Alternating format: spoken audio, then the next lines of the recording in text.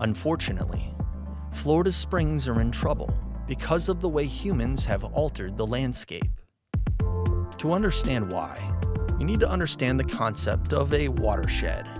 A watershed is an area of land that drains or sheds water into a specific water body.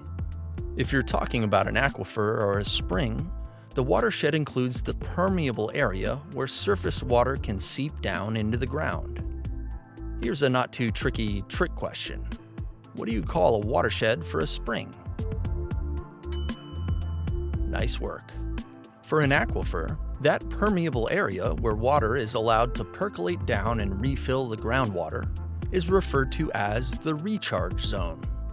Wilderness areas make for great recharge zones because the roots of all of the plants naturally filter out nutrients, like nitrates, from the surface water before it becomes groundwater.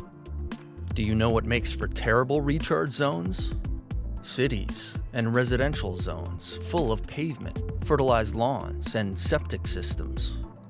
Or how about disturbed areas like open-pit phosphate mines? Florida has plenty of these. Here, surface water can carry massive loads of pollutants and nutrient runoff as it seeps into the aquifer below. Bad news. All of these human changes to our watersheds have altered the chemistry of our groundwater, which ultimately gurgles up through each of Florida's 1,000+ spring vents. High nutrient loads act as fertilizers that promote the growth of single-celled organisms called algae, including the scourge of the springs, Lyngbia.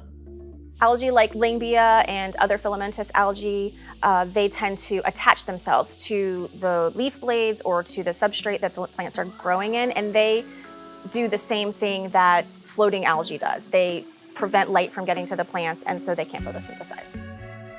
Just compare these two scenes. But nutrient pollution isn't the only factor affecting the ecology of our springs. Another is totally invisible: dissolved oxygen. This one's a bit complicated, but super important, so stay with me on this. Oxygen from the atmosphere dissolves into surface water, which makes its way down into the aquifer. The younger the groundwater is, the more dissolved oxygen it will contain. Certain species of aquatic snails can't survive in water with low dissolved oxygen. This is true of the river snails that the loggerhead musk turtles feed on. When humans tap into the aquifer for our freshwater needs, we often suck off the top layer, the younger layer of water with higher levels of dissolved oxygen.